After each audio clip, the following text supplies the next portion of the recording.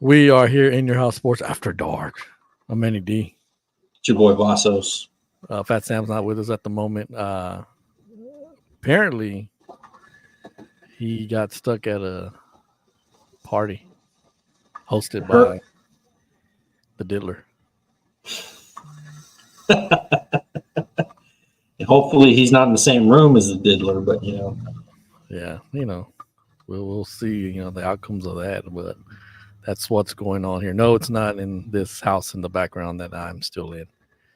I thought that he was trying to get Meek Mills from the Diddler's house to WrestleMania in Philly, but right, that's not what I think he's doing, right? Yeah. Okay. I was trying to get him out and over to Philly and whatnot, but who knows?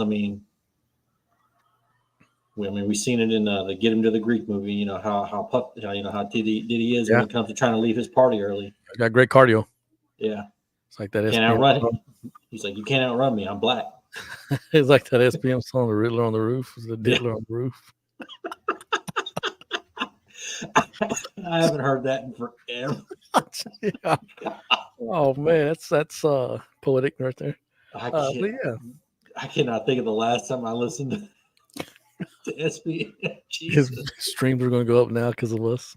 Oh damn! Or we're going to get shut down and canceled. One of the two. Oh, wow, whatever. It doesn't matter no more.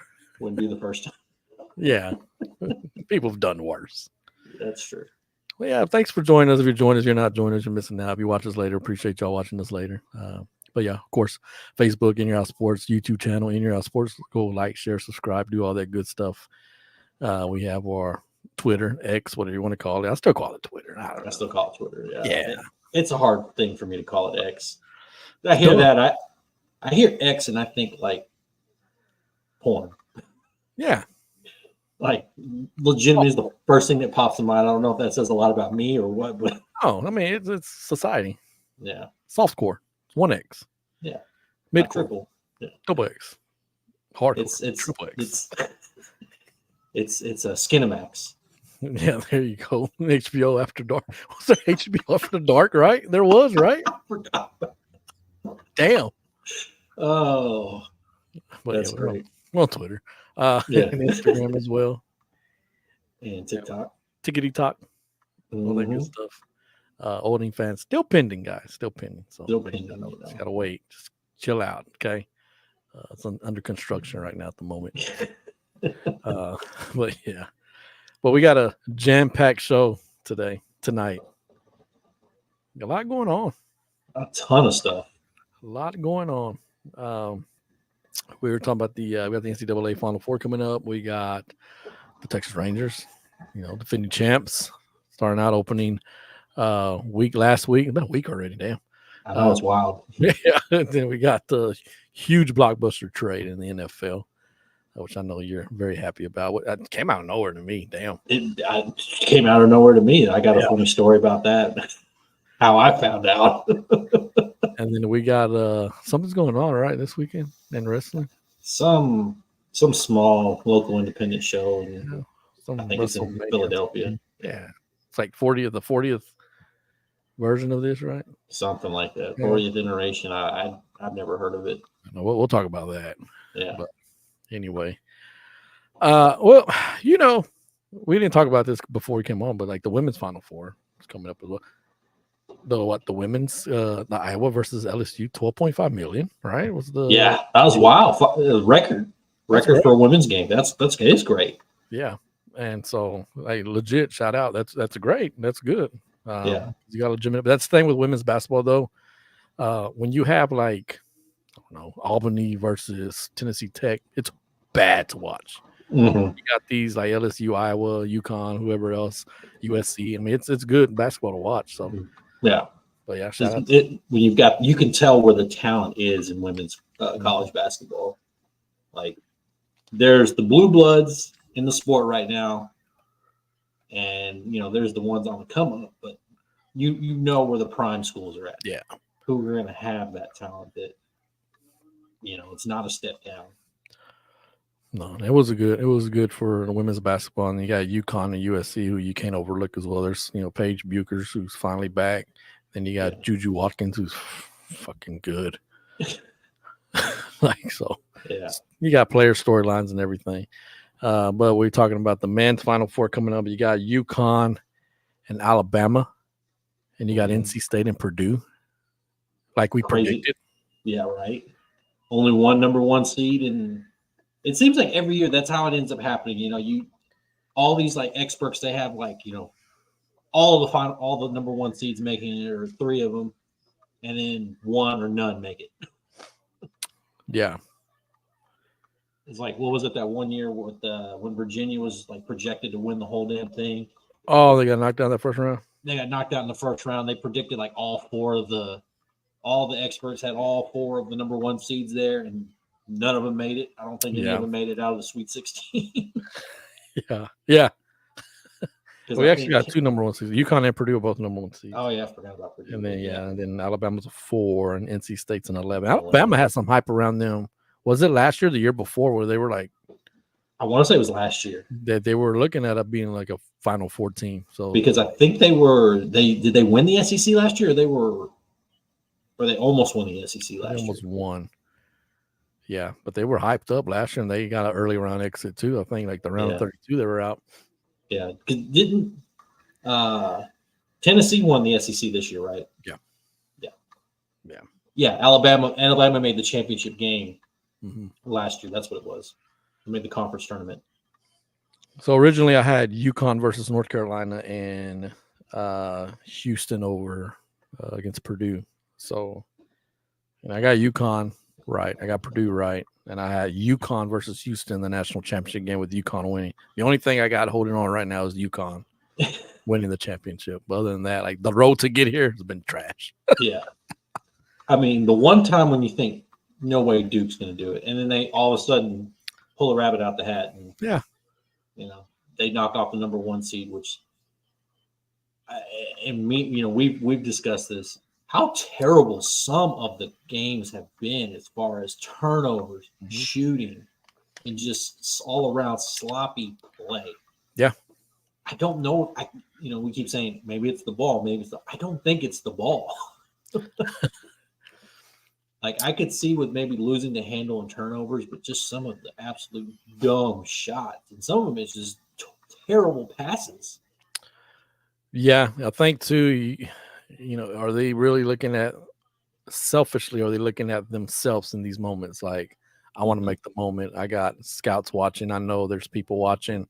Yeah. And it changes their game, right? And you talk about the ball, well, like the women's round in Portland with the uneven 3-point line. Yeah. Did you read about that? I didn't read about that. I heard about it way after the fact. Yeah, so like one of the 3-point lines was not evenly measured or something like the other one was. I'm like, damn, like this is not the time for all this crap to be happening. So if it is the ball, which they've complained about before, but like you said, it's more than just the ball. It's just like legit sloppy play for some reason. Well, that and too, and I'm like, what was it? A couple years ago, that's when it was like it was the first one. I think was it when Baylor won? Mm-hmm. They had just introduced that brand new bright ass ball. Yeah. And I just kept saying that ball looks horrible in the way that you can tell when it was hitting guys' hands, it was just going right through. Yeah, it was bad. It was really bad. And now, like I said, I don't know if it's that. I don't think it's the ball anymore. But why change the ball? You have all the glitz and glamour on the court and everything. You set the thing apart. They don't do it in college football. No, like leave the fucking ball alone. Yeah, it doesn't make sense. I don't know. And like you said, when they shoot the ball, bang, it's the shit of the rim. Or I mean, like it's like that one. Who was it?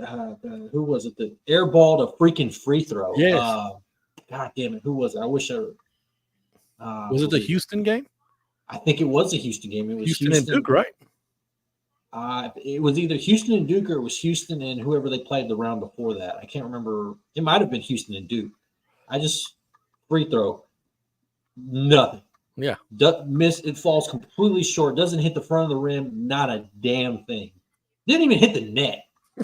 Yeah. That's how bad of an air ball it was from the free throw line. Yeah. When they're not even playing in a stadium where they can say, well, I couldn't see the freaking bucket. Oh, somebody left the door open. Sorry. Right? Yeah. I don't know. It doesn't mess up the game entirely, but you can see the effects of it. Like, you cannot decipher who is a dominant team or who's a team that has it together, because there's always that mishaps. The last time, I'm not being biased about it, but the last team that I saw that was dominant from the beginning to the end was Baylor when they won the championship. I don't know. UConn looked pretty dominant thus far. Yeah. And that's what I'm saying prior to now, because UConn with that fucking 32-0 run. That was to get them into the Elite Eight, right? Or was that to get them into the Final Four? Yeah. So if you're Illinois, like we're joking about, like, well, shit, what do you tell your team? Yeah. We got the wrong bracket. That's what you could say. See y'all next year if you decide to come back. Yeah. Need some defenders. Tough luck. Put some Mike Singletary in the damn post game there. Right. Put some Mike Gundy over there. Something, man. You need some kind of pep. Jimmy Johnson the halftime of the Cowboys game crying. Right. Nah, that didn't work out well. So we got the Final Four this weekend. You got UConn, Alabama. I'm gonna take UConn, obviously. Then you got NC State and Purdue. I want to say NC State just because they're on this run. They've looked impressive. Yeah. I mean, they're tough. The one game I've watched of them thus far in the tournament, they were tough, bro. They were physical, and they just don't stop. They can get in a slump, and they don't stop. Yeah, that's why I love the tournament, because the teams like NC State. Yeah. Yeah, I think I'm gonna take it. I'm with you. I'm gonna take NC State and UConn. And then I'm gonna pick UConn to win it all. I'm gonna take NC State because you know what? UConn's not playing in Texas, and they don't win championships outside of Texas. That's true. Yeah, NC State could be that team this year. That's like, man, this is why we have these tournaments. Yeah, you get hot at the right time. Exactly. Yeah, it reminds me of the NFL playoffs. When you get hot at the right time, ain't no stopping you. Exactly. And you got baby Eddie Winslow at the paint, like, dude. It's a good story. It was funny too because watching him, and there was a press conference. They said Jokic from Denver is a big fan of his, and he was like, "Oh, really? Like, oh, yeah, yeah, man, people watching." Yeah. But yeah, the tournament's always great. I haven't watched a lot of the tournament this year, but the games I watch, man, they're fucking intense. Yeah, same. I think the Houston Duke game was so frustrating because Houston's like, come on. Well, it's funny because they had so many open, easy shots and they missed them. It was almost like Duke was just saying, "Hey, take the lead," and couldn't make shots. We're tired. We want to win these games. Yeah, and I don't like Duke, so it makes it worse.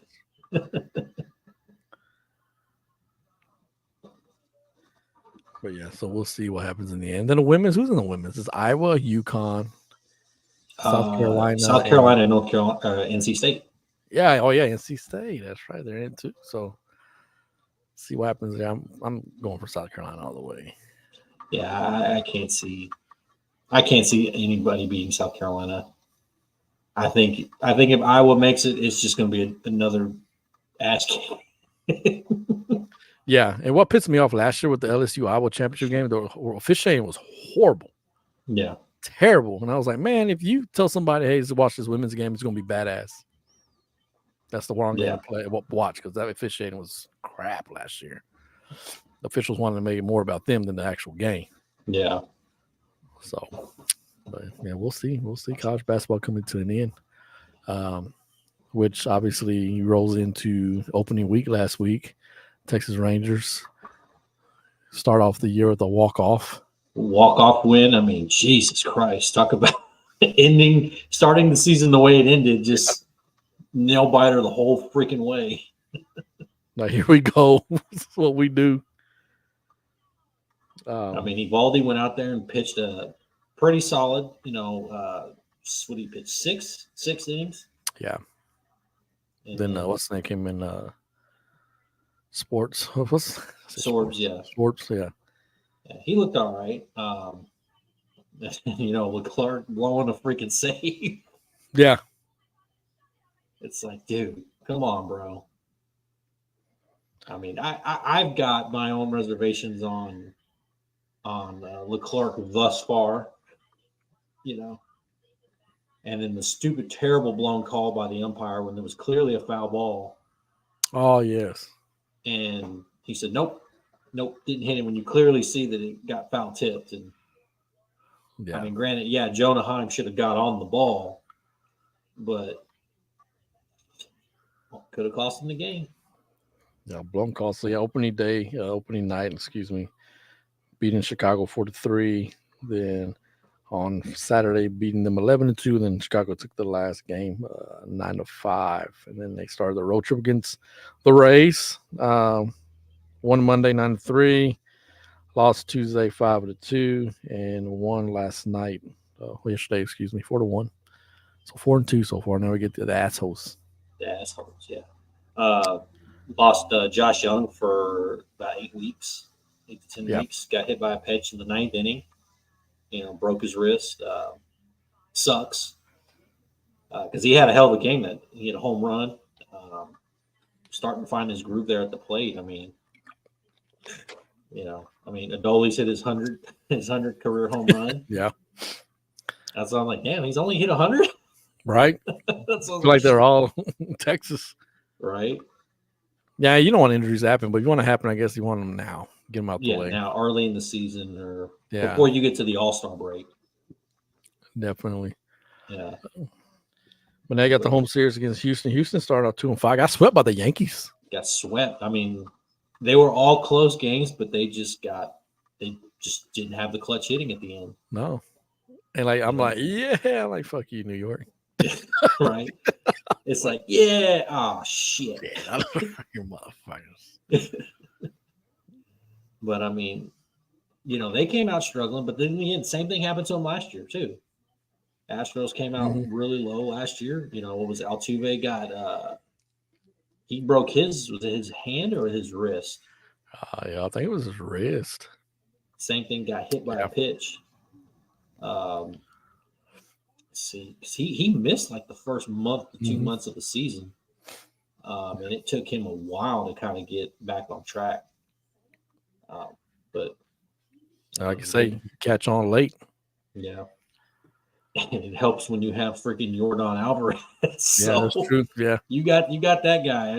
As much as we don't like the Astros around here, but goddamn, man, yeah, that guy has something to be reckoned with. Yeah, that dude is. He's lucky. The Astros are lucky that guy does not want to make more money. Yeah. Yeah, because he'll be in New York or Los Angeles or somewhere. Yeah. He'll be doing something with a lot of money. But, yeah, it's great to have baseball back. And to Leclerc, man, I'll tell you what. I said this to someone else earlier today. If he don't get his shit straight, I wouldn't be shocked if Bochy sends his ass down by the All-Star break, by June. Yeah. If he still struggles, he's going to send him down back to the minors. Yeah.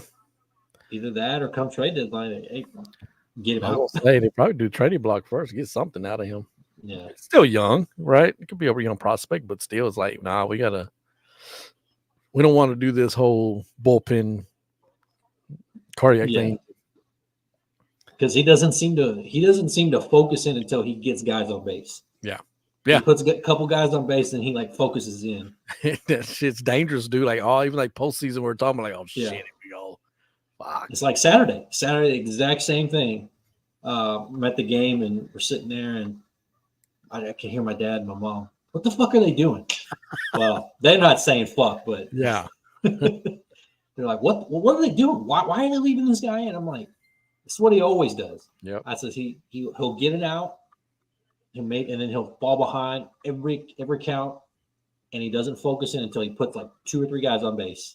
I was like, then he locks in and hope he doesn't give up runs, and boom, he walks the guy in. I thought, well, fuck, there we go. What's those mean? Let him cook. Yeah. I was like, there goes one, and boom, they knocked in those 3 other runs. I was like, well, yeah, he's screwed. Yeah. Yeah. He's not no Felice, tell you that much. No. That now it makes sense as to why Bochy in that World Series did not put him back in the ninth inning. Why he left Sorbs out there. Yeah. Exactly.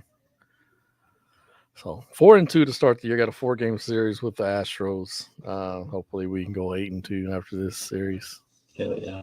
Extended lead. You got the Athletics, the Oakland A's after that, who only won 1 game so far. Did you see what they're doing? Yeah. They're going to play in the AAA stadium. Yeah. Sacramento, right? Sacramento until 2020 from next season to the 2027 season. Yeah. Then they go to Vegas. God, that's bad, man. That's horrible. Yeah. Like, oh, man, the fall from grace, man, because Oakland used to have some crowds back in the day.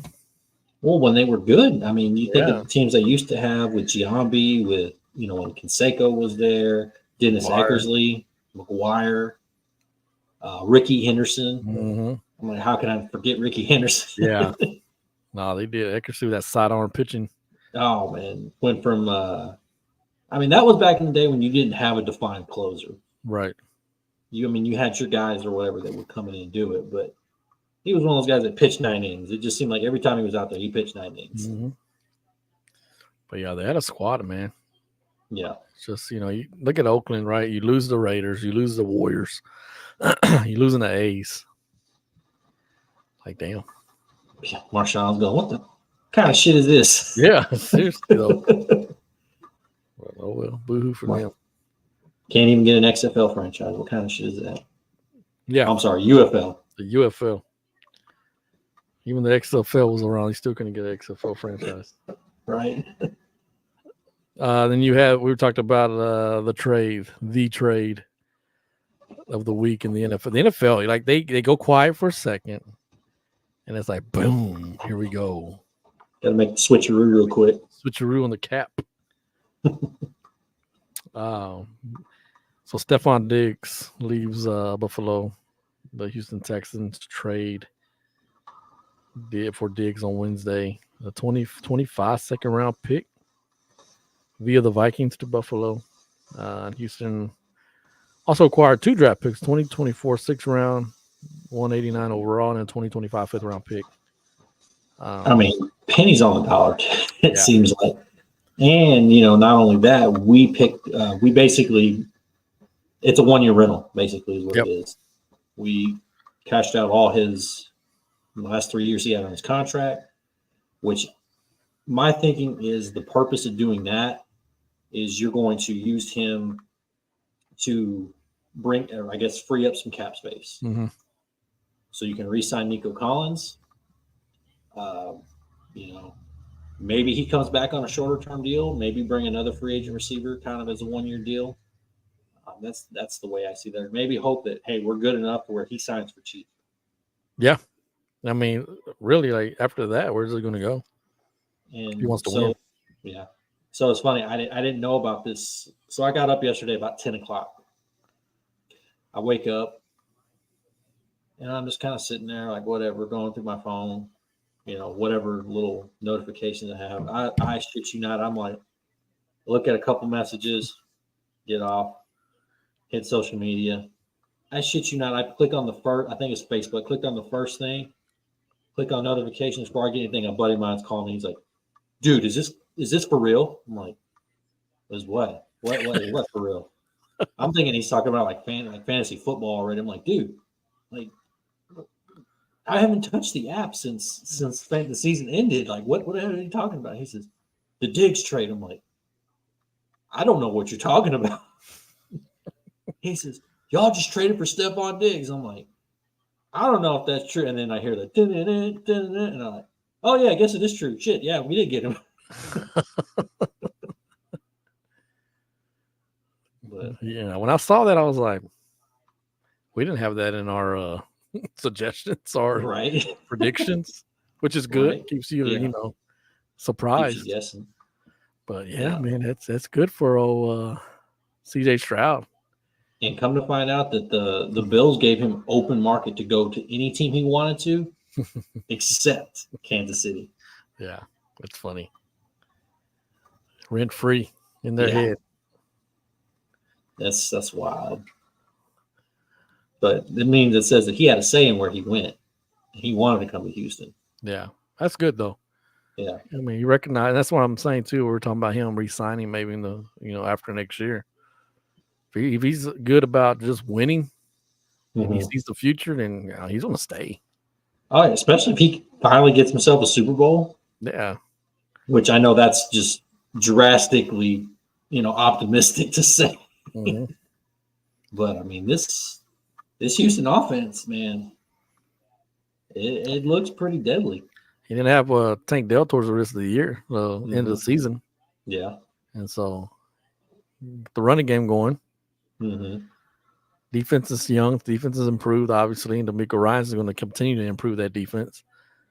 And so, and it wasn't a horrible outing against Baltimore last year. They lost.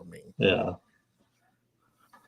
I mean, it was one-sided, but at the same time, it's like it could have been a lot worse than what it was. It wasn't as bad as the first meeting. Yeah, it wasn't like first quarter, like fuck, we're done. Yeah. It took them to the second half for Baltimore to finally get it together. Yeah. But yeah, I mean, it was definitely a welcome addition, and it's great. At least y'all are all in. All in. God damn it. There was a quote, I don't know if you saw it, from Sean McDermott. Apparently his parting words to Stephon Diggs was, "There's no I in Al Qaeda." Yeah.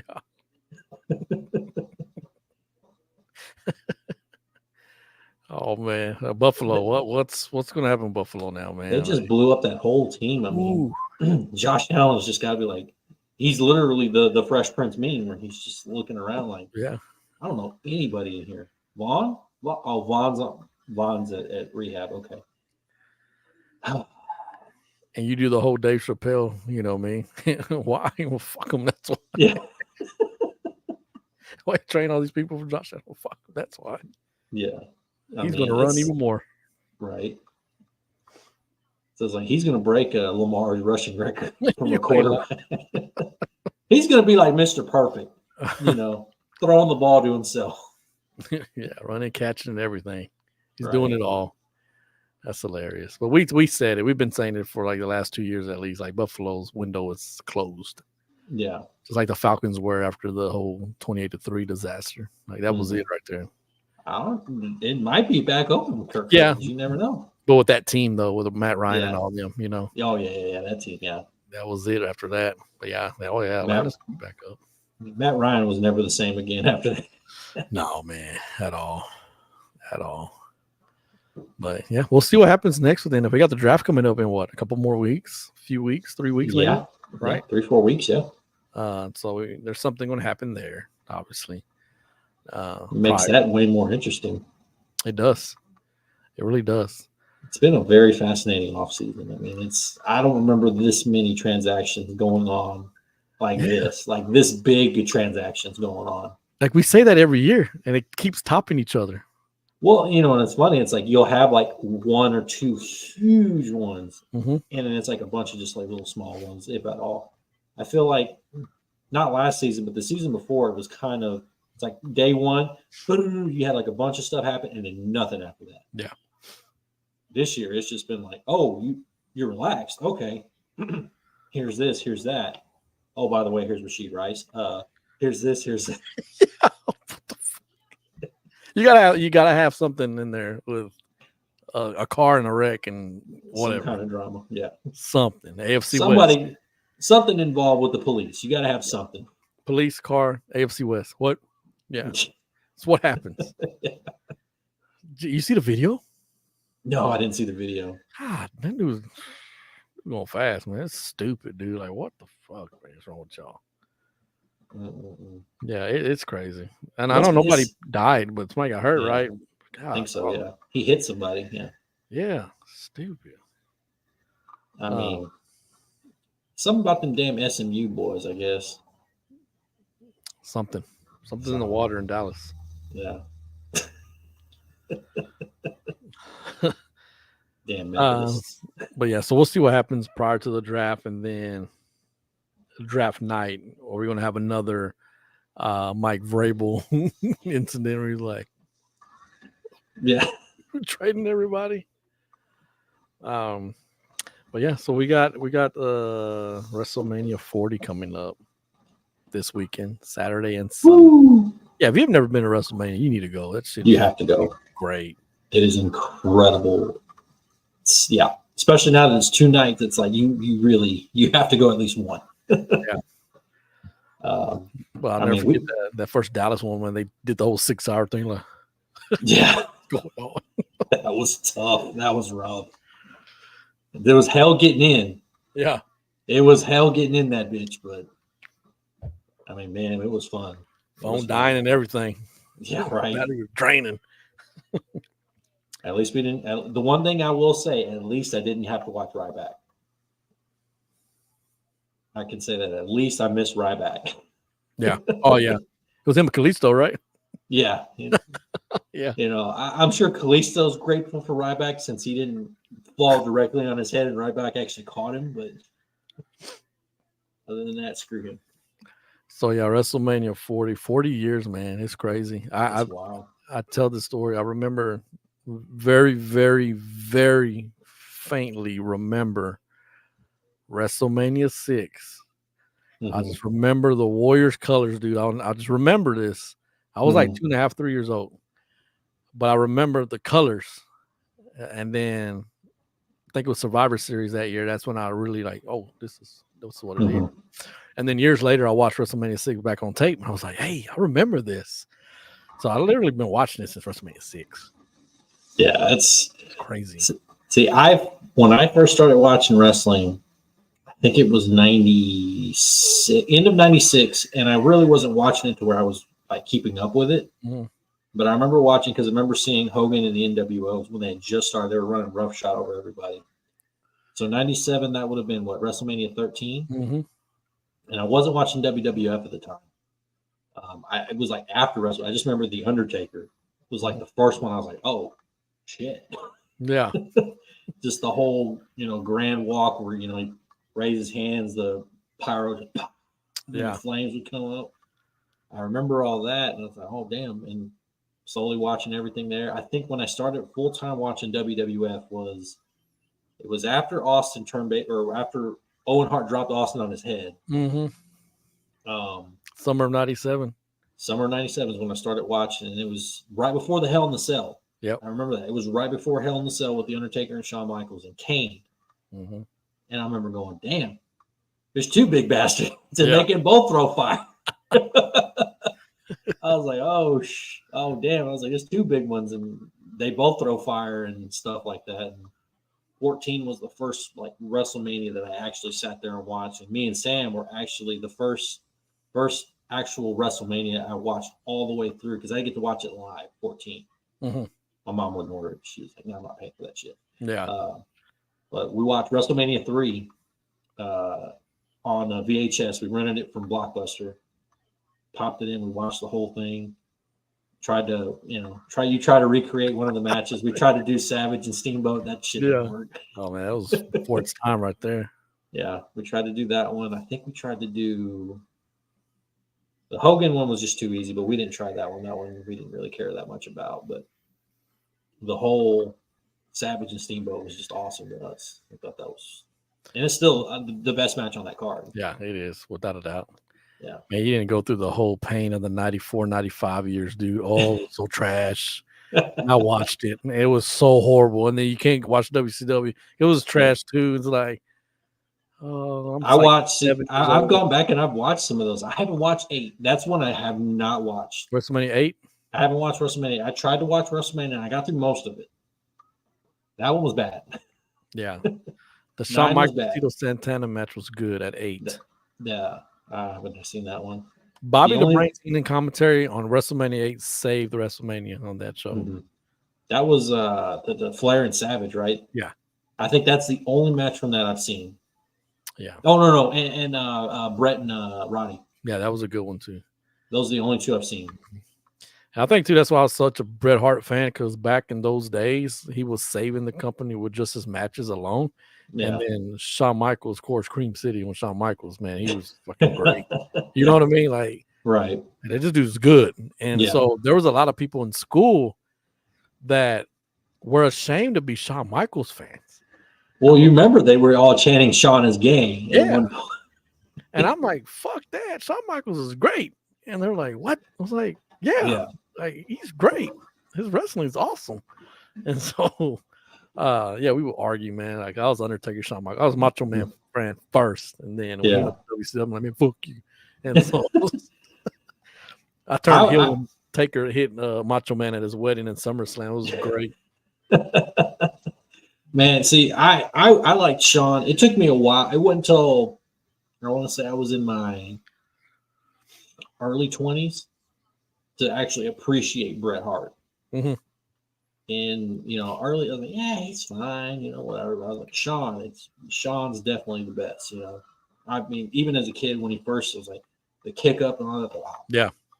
Does the moonsault and everything, kind of like how Flair tells that his son was like, oh, Shawn Michaels my favorite dad. Why can't you do a moonsault? Yeah, but Bret Hart, Mr. Perfect, SummerSlam at Madison Square Garden. If you ain't seen that match, oof, Jesus Christ, dude. Great match. But yeah, so we got, this is the first WrestleMania without Vince McMahon coming up. The first official one where he has no involvement, nothing, not with the company at all. And I tell you what, they're doing pretty damn good without him. Yeah. It's like CM Punk said, in the infamous shoot that's kicked off this week. My God, yeah. When Ariel Helwani asked him, is the wrestling world or WWE better off without Vince McMahon? He just said, objectively, yes. Given everything that Vince is involved in, yes. And you just hear the little comment he said that guy made in the gym they have, that Vince doesn't want people on their phones in the gym. Like, what? It's like, well, Vince, maybe if you would have taken your own advice, you wouldn't be where you are. Exactly, man.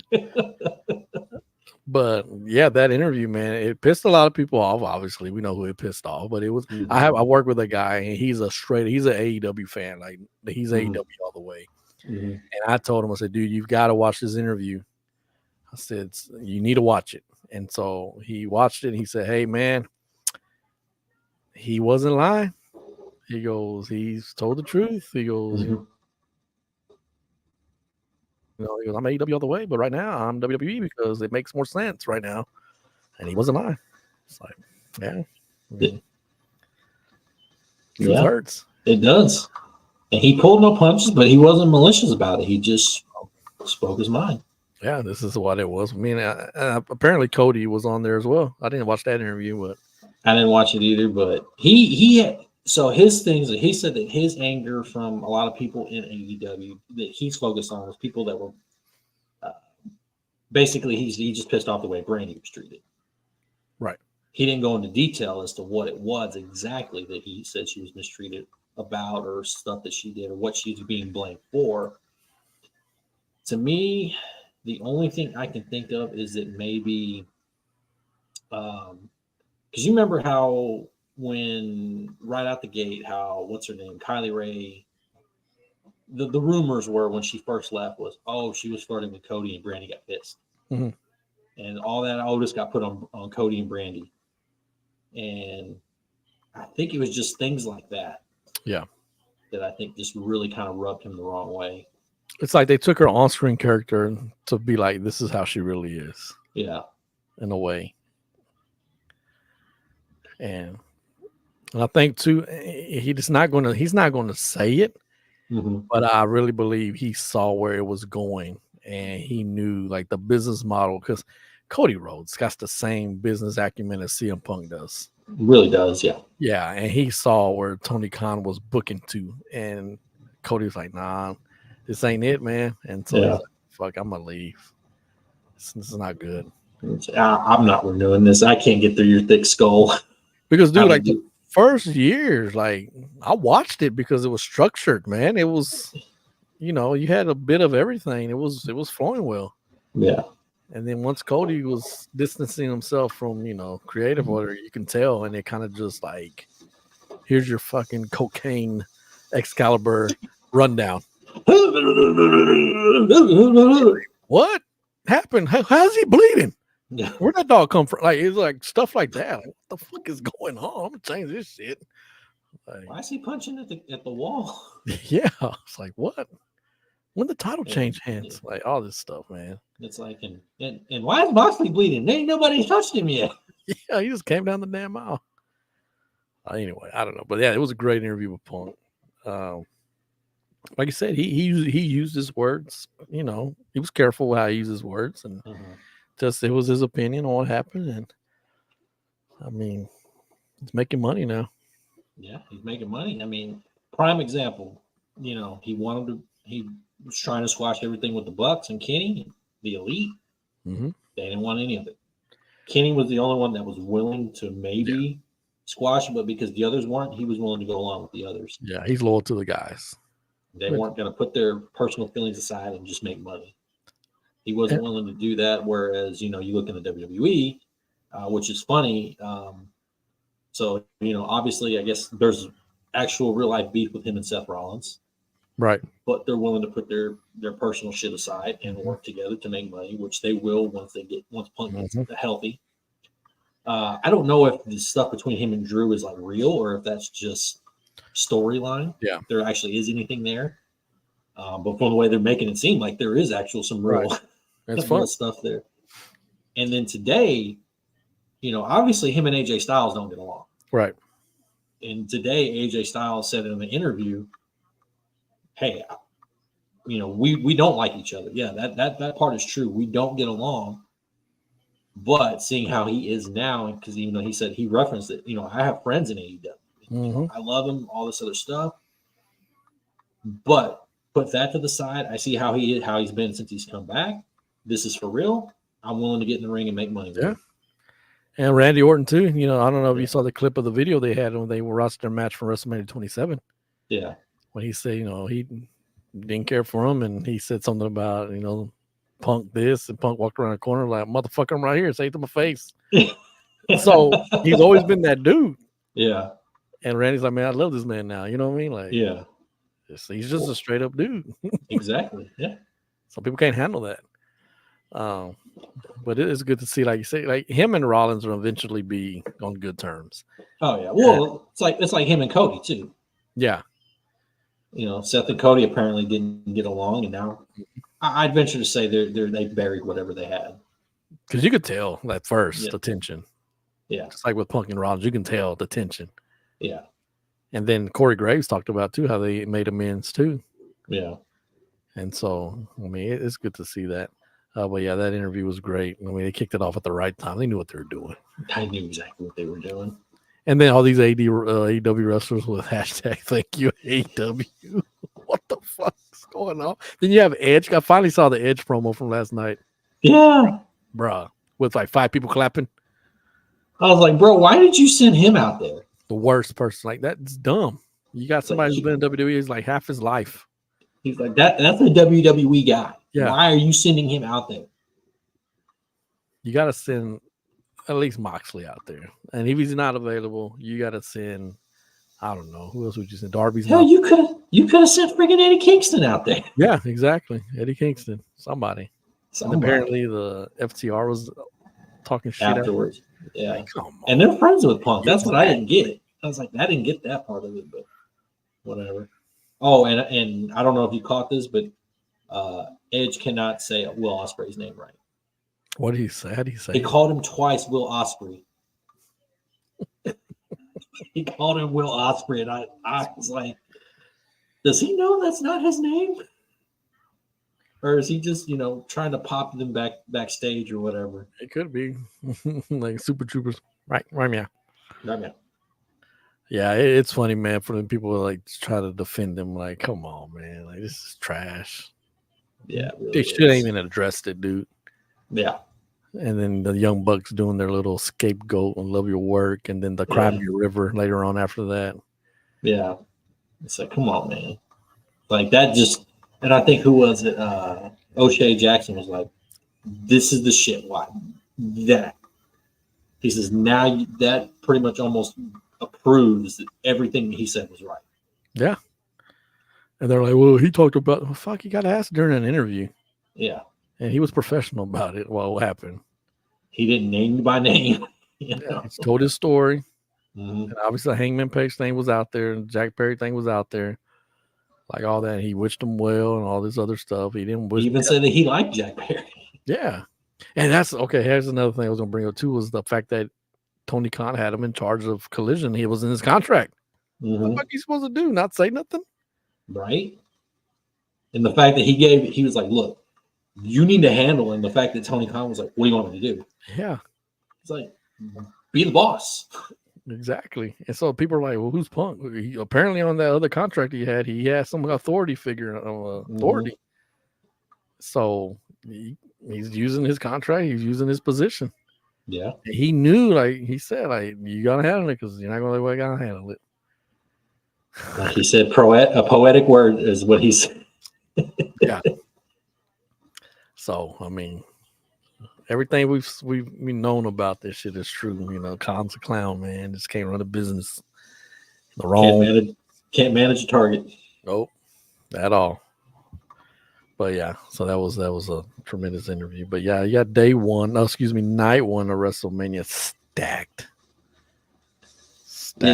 It's crazy that, like, you look at the card and it's like, there's like 3 or 4 matches you can open with. Yeah. And you can't go wrong. At this point, it's like you want to be the one that opens. Yeah, you do. Because you know who's going to be the main events for both nights. Right. Which, hey, it is what it is. Right. They're the draw. So going back, and I'll hate to go back to this, right? But do you think originally this was the whole plan with The Rock and Cody Rhodes? No. And it's turned out to be great. Yeah, absolutely. I don't think it was the plan. I truly think that it was The Rock's idea was we're going to come in. I'm going to face Roman. We're going to be great. I'm going to put him over. And, he can go on and do his thing. Yeah, fuck your story. Cody can have it next year. Yeah. Cody can have it next year. Or at SummerSlam or whatever. And the fact that the backlash happened and Triple H is probably the whole time like, dude, you can't do that. Like, nope.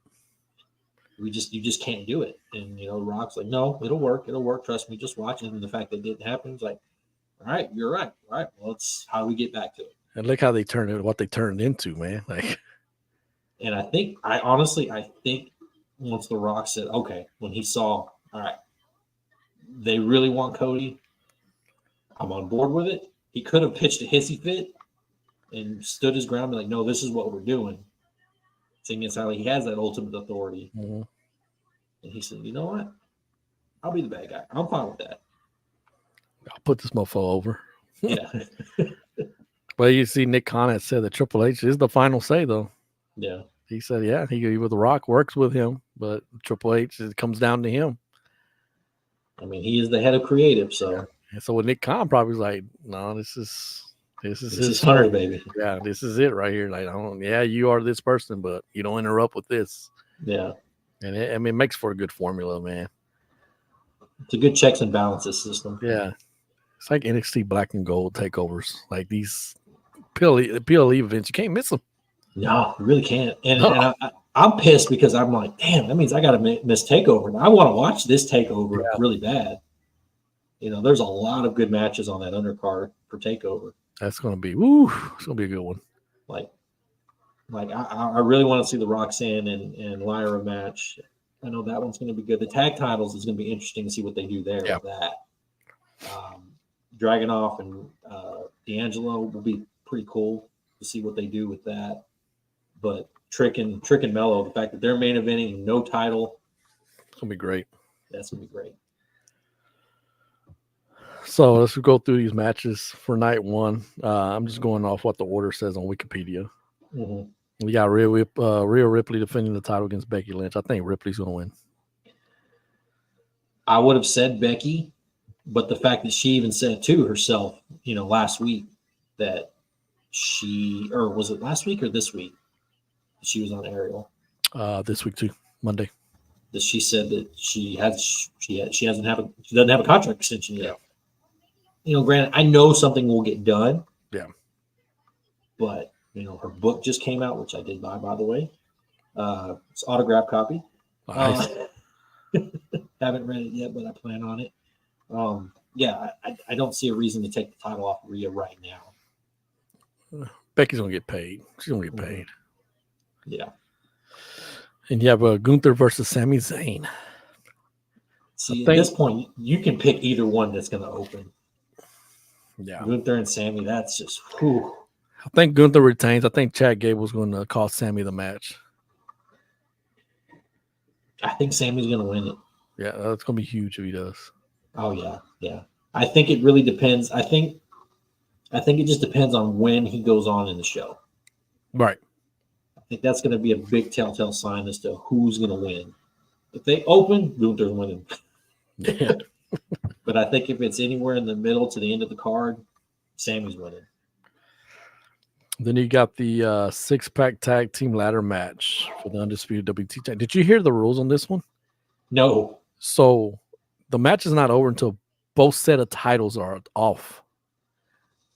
Seemingly saying they're going to split them up, which is good. Yes, and that's a good way to do it. Yes. So you got Judgment Day, of course, Finn Balor, Damian Priest, DIY, Gargano, Ciampa, the Awesome Truth, Miz and R-Truth. You got New Day, Kingston and Woods, Austin Theory and Grayson Waller, and you got the New Catch Republic, Pete Dunne and Tyler Bate. So I feel like and the rumor is that they might take Austin Theory and Grayson Waller out. Yeah. To do with that, with Joey Swole, is that the guy's name? Yeah. Don't know who that is. Yeah. TikTok guy, apparently. I have no idea. It's like, so who do you put in there, right? I mean, everyone's saying it's the Hardys. I don't want to see the Hardys in a ladder match. At all. And I brought this to you guys. The Motor City Machine Guns just finished up. Yep. With TNA. And TNA and WWE, or I don't know if this was an article today that I saw, they want to continue the partnership over WrestleMania weekend. Mm-hmm. So my thinking is, if they do take Waller and Theory out, you put the Machine Guns in, you use their TNA stuff, like their music, all that stuff. You give them one of the belts. Yeah, because you're going to have the hardcore fans that are going to know them. Yeah, so there's an instant pop right there with the Philly crowd, the WrestleMania crowd. Instantly they're made in WWE by giving them one of the tag teams. I think you give them the SmackDown tag team titles. Then you give the other titles to Miz and Truth. Yes. That'll be a huge pop. Yeah. Huge pop. But yeah, I say Miz and Truth. I think the other team, if the Machine Guns aren't in it and they keep Waller and them in there, I think it has to be DIY. I'm going to go with Pete Dunne and Tyler Bate. They've been catching a lot of momentum lately. Yeah. They're both really good. They're both super good. They're both over in their own different way. Yeah, for sure. Then you got Jimmy and Jay. Jimmy versus Jay. Man. Adding to another long line of brother versus brother matches at WrestleMania. I think Jimmy's going to win. You think Jimmy's going to win? Yeah. See, I think Jay's going to win. I think Jay will win, and that will take Jimmy out from interfering in the main event. Gotcha. But it's an interesting situation. If Jimmy does win, that takes Jay from helping out, and Jimmy can still interfere. Either way, you can go. The storyline's going to go. Mm-hmm. Then you got Bianca Belair, Jade Cargill, Naomi versus Damage Control. Oof. It's going to be great. This is, I think Jade pins Asuka. There's no way Jade isn't getting the win. Yeah. I'm just waiting for her entrance, dude. It's going to be badass. Oh, dude, she's going to have a full-on solo, all over the top entrance. Which, by the way, speaking of entrances, did you see that Rhea Ripley's getting a musical entrance? That's going to be badass. That's going to be awesome. Then you got the LWO, Rey Mysterio and Dragon Lee, the newest member versus Santos and Dirty Dom. Only Mexicans in that match. All right, not the LWO, no Puerto Ricans. No Puerto Ricans get on WrestleMania. No Filipino either. No. Yeah. And for that, I think Escobar and Dirty Dom are going to win because I think Carlito's going to turn. I can see that. He had that face, man. Like, motherfucker, you didn't pick me. Like, Right. bitch. Well, see, I think that also evens it up now for both sides, especially if Legato and all that other stuff. Mhm. You got 4-on-4, and then you can always throw in Andrade at some point in that match too. Yeah. Because can. he's teasing that he wants to work with the Judgment Day.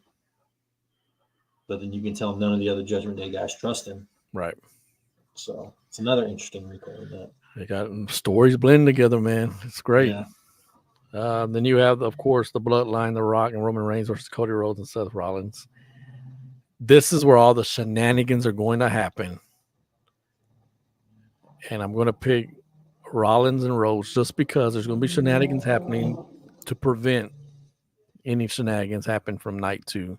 Triple H knows not to overbook a main event championship match.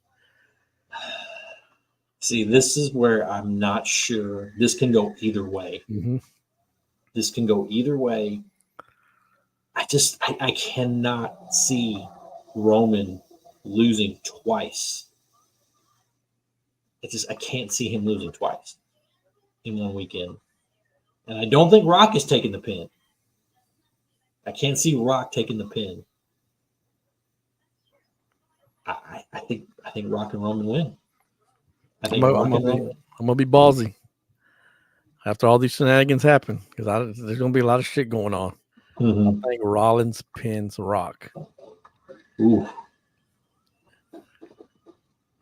Yeah, I mean, point 2, he can always come back and say he did tell Seth, I will do everything in my power to make sure you do not hold on to that title. Yeah, I will make it go away. There's going to be a lot of shenanigans in this match, and I think we're going to appreciate it as fans because when night 2 comes around, you want a one-on-one. Let's do this match fair and square, one-on-one. Who's going to be the man? And I think that will mean more if Cody beats Roman. True. I think if they don't heavily like stack the decks like they would with Cena, I think Cody still gets over. But I think if you do all that, people will be happy. That's just even more reason for the people to start turning on him. Yeah. And this is why it's great because you can go either way. Yeah. There's not this person's going to win. Oh, this person's going to win. Because there's so much story behind it. Yeah, it really is. And it's like, I mean, the way it's been executed thus far, who am I to say? Yeah, even before Rock was injecting in it, I mean, it was still taking all these turns. Did you see Stone Cold? When someone had delivered a beer to him on Easter? I did see that, yeah. And so everyone's like, it's random. Why would he post that? Why would he post that other than to promote his own beer? Yeah, I don't know, man. It's to see Stone Cold stun The Rock one more time and cost him a match. Really? Jesus Christ, dude. I mean, it writes itself. It does. With the run-ins. Cena comes back to take out Solo since he took him out. Yep. Rock thinks, all right, that's everybody. I'm good. Out comes Rikishi for The Rock. Yeah. There's going to be a lot of people involved, I think. No, and then Austin just comes down, ATV, gets in the ring, boom, stunner. There you go. That's where I can see him put Rollins over Rock. Bam, 1, 2, 3. Yeah. Holy shit, what just happened? Yeah. Then night 2, like I say, you got Seth Rollins and Drew McIntyre, which makes this match mean even more. Yeah, really does. And it's kind of hard because you got McIntyre's the same one. Does he have a contract? We don't know. Apparently he doesn't. Rollins. But I don't think his contract is done until. Well, yeah, neither one of them have a contract at this point. Who the fuck's gonna be the champion? John Cena. Yeah, Bacon's gonna be the champion. I think. I feel like McIntyre should win this match. I'm with you there. I'm gonna go with McIntyre. Rollins should take a break, man. He's been just going crazy. I think it's gonna be Drew, and I honestly think he's gonna hold because Clash of the Castle is gonna be in Glasgow. Mm-hmm. So if he's not signed, he's gonna be signed. Yeah, for sure. He's gonna headline that event because his character work right now is great. Yeah, it's like especially if CM Punk can be back by then, who's on commentary for that match. Yeah. So it's like if If he can get back by then, that's money. Money. SummerSlam too. Money. Mm-hmm. Then you got layers to that story too. Yep. Then you got the women's championship, Io Sky versus Bailey. I feel like this match has gotten pushed off to the back burner. Yeah, it did. It sucks because Bailey, man, she's the constant. Yeah. Every day. Yeah. And she won the freaking Royal Rumble, and it's like everybody forgets that. Yeah. It's like, so do they give her this moment? You have to. I think so. You have to. You have to give her this. And have her continue feuding with Damage Control. Mm-hmm. Because it makes sense for her to have the title and them, feuding with Damage Control. The only person I can see if she goes, because obviously she's going to be babyface after this. She's going to be the babyface. Will she go back to the old Bailey? We don't know. Yeah, I wish she surprised people and come out with the whole hugger. Oh, that'd be dope. That'd be dope. Because, that music hits, people are popping. Oh, yeah. That'll be dope. But if she goes back to being a babyface, I'm just saying, you put Jade to beat her. Turn Jade heel. And you make Jade a megastar. Mm-hmm. Yeah, Jade's going to be a heel, man. Yeah. She cut that promo like a heelish promo, too. LA Knight versus AJ Styles. It's going to be a great match, I think. And I think LA Knight's going to win. Yeah. He has to benefit from this match. It's like two young stars. No, they're not young, but the younger one of them has to win. It's an old guy and a not so old guy. Yeah. I think it's LA to win. I think it's got to be LA Knight. Because I've got a future program for him after, and it makes sense afterwards. Then you have the triple threat for the United States Championship: Logan Paul versus Randy Orton versus Kevin Owens. This kind of writes itself if you really look at it. I think Paul wins, and you got Orton and Owens going to feud after that. Perfect segue. I think the same thing too. I think Logan Paul pins Kevin Owens, ends that. Randy hits him with the RKO. I think, and Logan Paul figures out a way to get him out of the ring, takes the pin. There you go. He wins. You transition from, like you said, Randy and Kevin Owens go off on their own thing. Who's the heel? Who knows? Whatever. Both are great heels. Logan Paul goes off with LA Knight. Yep. Then you got the Pride. I hate that name. Stupid. Bobby Lashley, Angelo Dawkins, and Montez Ford with BFAB versus the Final Testament, Karrion Kross, Akam Razor with Scarlett and Paul Ellering. I don't know who I was listening to. I don't know who said this, and I was like, it makes sense. You talk about WrestleMania 13. So they said WrestleMania 13 Chicago Street Fight with LOD and Ahmed Johnson versus the Nation of Domination. Like, everyone was shitting on that match before it even happened. It ended up being one of the best matches on the card, obviously, besides Brett and Austin. And someone said this could be that match that no one's really like, okay, fuck this feud. Yeah. But it's a street fight and it has all the ingredients to be like, oh shit, this was a banger. Yeah, you got 6 guys that can go. Yeah. And I think that the Final Testament needs this match.